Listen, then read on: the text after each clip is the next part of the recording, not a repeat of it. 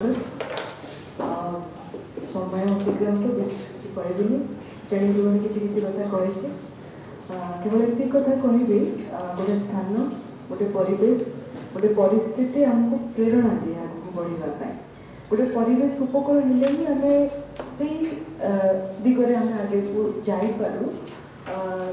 जोटा कि आम गोटे अनुकूल परिवेश सृष्टि करे किंतु आम से बनू जोटा कि चाहूँ बनवाई कौन से स्थान आमको बदल पारनी जदि आम निजक न बदल जदि आम निजक बदलवाई चाहिए हो पारे भी अनेक प्रतिकूल स्थान होते भी गोटे अनुकूल मनीष होकर बाहर शांतिनिकेतन परिवेश समस्त को निश्चित भाव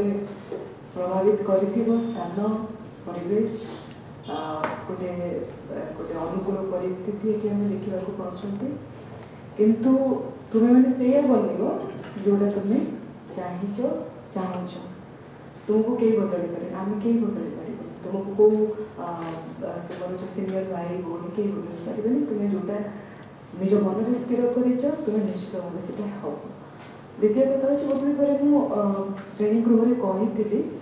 गोटे गवेषणा होता से गवेषणा मनुष्यर चेतन मन और अवचेतन मन कहुला मनीष से जोटा को अवचेतन मन से भावे जोटा आम कहते कि आम हवा को चाहूँ बहुत गुड जिन चाहते पाइपारते कहीं चेतन मन अवचेतन मन भर गोटे संघर्ष चले जो संघर्ष में सब चेतन मनटा ही जीति जाए